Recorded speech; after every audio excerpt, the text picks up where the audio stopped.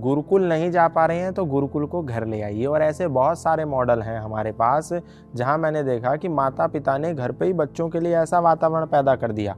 आप किसी भी इस्लामिक बच्चे से पूछिए, वो आपको बताएगा अल्लाह ताला कौन है, वो आपको बताएगा मोहम्मद साहब कौन है, वो आपको बताएगा कलमे क्या क्या हैं, वो आपको बताएगा कुरान क्या है, वो आपको हदीसें पढ़ के बताएगा, वो आपको आयतें सुनाएगा। लेकिन आप किसी भी सनातन धर्मी के बच्चे से पूछिए तो वो जिंगल बेल तो सुना देगा, लेकिन भगवत गीता का एक भी श्लोक नहीं सुना पाएगा।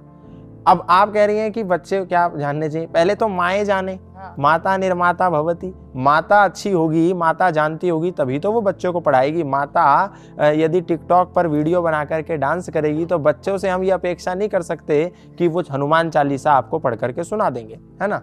तो बच्चों के लिए सबसे पहले एक पुस्तक है छोटी सी, आर्योद्देश्य रत्नमाला। ये पुस्तक जो है इसमें 100 डेफिनेशंस हैं। जैसे पहली डेफिनेशन धर्म की, दूसरी डेफिनेशन अधर्म की, तीसरी डेफिनेशन ईश्वर की, चौथी डेफिनेशन विद्या की, पांचवी अविद्या की। ऐसे सारे जो मूल सनातन संस्कृति है उसकी जो मुख्य परिभाषाएं हैं, वेदोक्त परिभाषाएं हैं, सत्य आधारित परिभाषाएं हैं, विद्या पर आधारित परिभाषाएं हैं और ज्ञान आधारित परिभाषाएं हैं, वो आर्योद्देश्य रत्नमाला में है। आपके बच्चे को पता होना चाहिए कि धर्म क्या है, उसको पता होना चाहिए ईश्वर क्या है, उसको पता होना चाहिए सत्य क्या है, उसको पता होना चाहिए स्वर्ग क्या है, उसको पता होना चाहिए नरक क्या है, उसको पता होना चाहिए पाप क्या है और पुण्य क्या है, ताकि उसको संसार में, इस समाज में कोई भी ढोंगी, कोई भी पापी, कोई भी दुराचारी, कोई भी अत्याचारी उसको ठग ना पाए।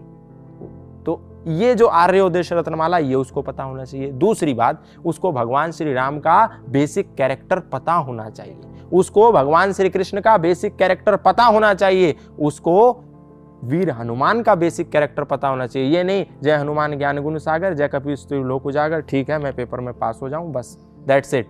ये नहीं उसको कि हनुमान जी पर लाल सिंदूर लगाया हो गया, ये नहीं कि राम लक्ष्मण जानकी जय बोलो हनुमान की हो गया, ये नहीं कि राम जी के आगे माथा टेक दिया लेकिन राम जी कौन थे पता ही नहीं। और जब ये पता नहीं होता तो घर में भाई भाई से लड़ता है, जब ये पता नहीं होता तो बेटा अपनी माँ से लड़ता है, जब ये पता नहीं होता तो पति और पत्नी में आपस में विवाद होता है। लेकिन जब उनको राम जी के सामने मस्तक झुकाने से पहले ये पता होगा मर्यादा पुरुषोत्तम श्री राम का वास्तविक चरित्र क्या था, तो हर घर में श्रेष्ठ भ्राता पैदा होंगे, हर घर में श्रेष्ठ माता पैदा होगी, हर घर में श्रेष्ठ भाई पैदा होंगे, हर घर में श्रेष्ठ पुत्र पैदा होंगे और हर घर में श्रेष्ठ पिता पैदा होंगे। तो हर नौजवान को, आपके हर बच्चे को कम से कम भगवत गीता के 50 श्लोक आने चाहिए, उसको हनुमान चालीसा आनी चाहिए, उसको आपके पूर्वजों का चरित्र पता होना चाहिए। क्योंकि नहीं पता होगा तो कोई भी बोलेगा जाओ 9 गजा पीर पे चादर चढ़ाओ, आपके बच्चे को पता ही नहीं, क्योंकि वो तो राम को, हनुमान को, कृष्ण को और 9 गजा पीर को, गाजी बाबा को और मोइनुद्दीन चिश्ती को, सबको एक ही श्रृंखला में रखता होगा।